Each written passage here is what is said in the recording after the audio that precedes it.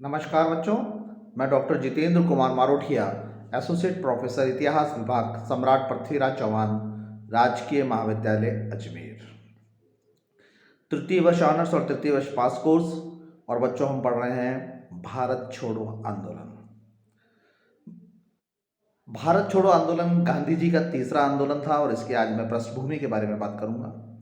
पिछले व्याख्यान में मैंने आपको जिक्र किया था कि क्रिप्स मिशन भारत आया, सॉरी स्ट्रेफर्ड क्रिप्स भारत आए, लेबर पार्टी से थे, सोशलिस्ट का उन पर कुछ लिंक था। रूस भी विश्व युद्ध में कूद चुका था, इसलिए थोड़ा सा दबाव ब्रिटेन पर वहाँ का भी था, या ब्रिटेन रूस को अपने साथ रखना चाहता था, इसलिए इस तरीके की कुछ बात थी जिससे स्ट्रेफर्ड क्रिप्स को ही, और स्ट्रेफर्ड क्रिप्स बड़े डिप्लोमेटिक व्यक्ति माने जाते थे।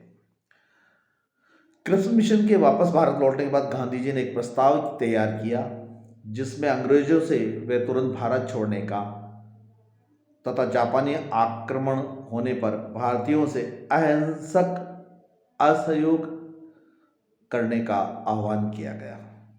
द्वितीय विश्व चल रहा था, पूर्व की दिशा से जापान के आक्रमण का एक भय था। कांग्रेस कार्य समिति ने, कांग्रेस का वर्धा जो सम्मेलन हुआ जुलाई 1942 में, उन्होंने गांधी के इस विचार को स्वीकृति प्रदान कर दी। अब चूंकि भारत छोड़ो शब्द था तो ये एक प्रकार से संघर्ष था।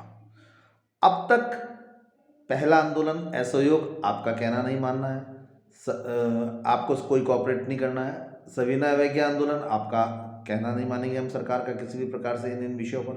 और अब ये था कि हम आपका प्रतिकार कर रहे हैं, आप भारत छोड़िए।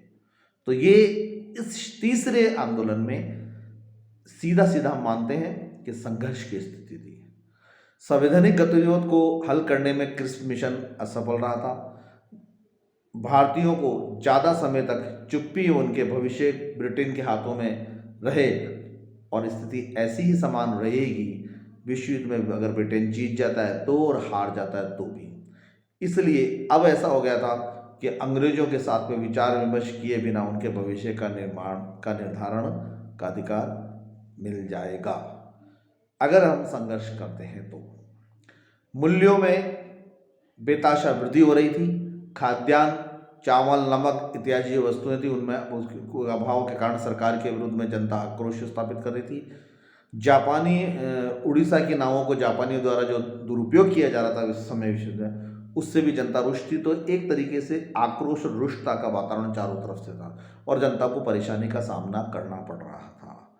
तो ठीक इसी समय में बंगाल, बिहार, उड़ीसा में दमनकारी व भेदभावपूर्ण नीति जमीन और लगान के संबंध में, यानी हम कहते हैं भूनीति के संबंध में स्थापित की जा रही थी। दक्षिण पूर्व एशिया में ब्रिटेन की पराजय तथा शक्तिशाली ब्रिटेन के पतन के समाचार में असंतोष व्यक्त करने की इच्छा शक्ति ने जो एक भारतीयों में जागृत की थी कि दक्षिण पूर्व एशिया में ब्रिटेन के उपनिवेशों में ब्रिटेन जापान से पराजित हो रहा है। ब्रिटिश शासन के स्थायित्व से लोगों की आस्था कम होने लग गई थी और इसीलिए डाकघरों तथा एक बैंकों से अपना रुपया वापस निकालने लग गए थे। तो एक आर्थिक कारण ये भी हो सकता है, लेकिन इस समय जनता को विश्वास कम होने लग गया था।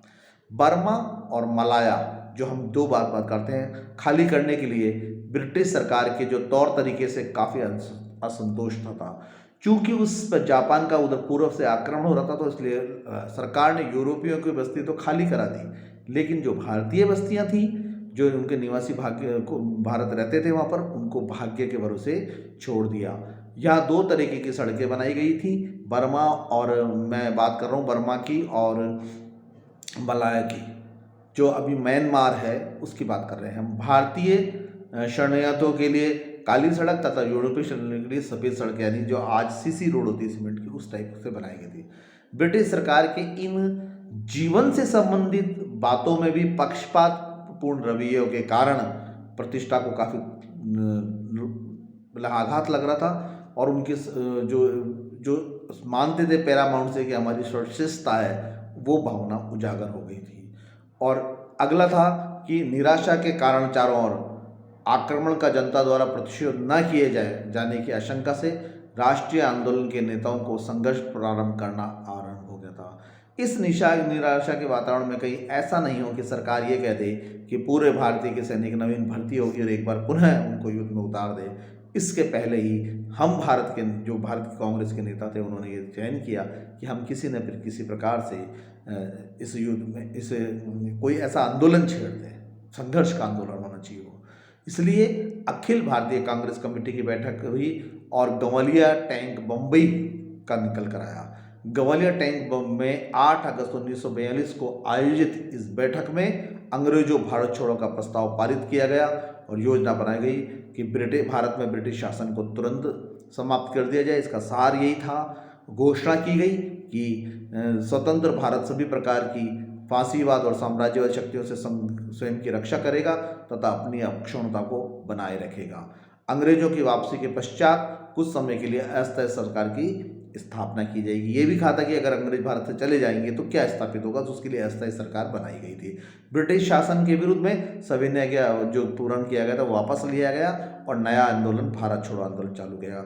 गांधी जी को इस पूरे संघर्ष का नेता घोषित किया गया था और विभिन्न वर्गों को गांधी जी द्वारा जो निर्देश दिए गए थे, चाहे वो सरकारी लेखक हो, चाहे वो सैनिक हो या समाज सेवी संस्था हो, चाहे वो शिक्षण संस्थाएं हो, चाहे कृषक वर्ग हो, चाहे छात्र वर्ग हो, चाहे रियासतों के राजा महाराजा हो, चाहे देसी रियासतों में विभिन्न सामंतकाई पद हो, इन सभी को देसी रियासतों के पद हो, राजा महाराजाएं हो, कृषक हो, विद्यार्थी हो, छात्र हो, सरकारी नौकर हो, किसी प्रकार के वकील एडवोकेट वो हो, गांव के ग्रामीण हो, युवाएं हो, प्रौढ़ हो, महिलाएं हो, इन सबको दिया। इस अवसर पर गांधी जी ने कहा भी था कि एक मंत्र है, छोटा सा मंत्र है जो मैं आपको देता हूँ, अपने हृदय और मस्तिष्क में इसको अंकित कर लीजिए और प्रत्येक उसको व्यक्त करते हैं। और ये मंत्र है, करो या मरो, अंग्रेजों भारत छोड़ो। तो इसके द्वारा आप भारत करेंगे और हम देखते हैं कि धीरे धीरे आंदोलन का प्रसार हो गया। तो हम इस आंदोलन के प्रसार के साथ क्या स्थिति थी उसके आगे अध्ययन करेंगे। धन्यवाद।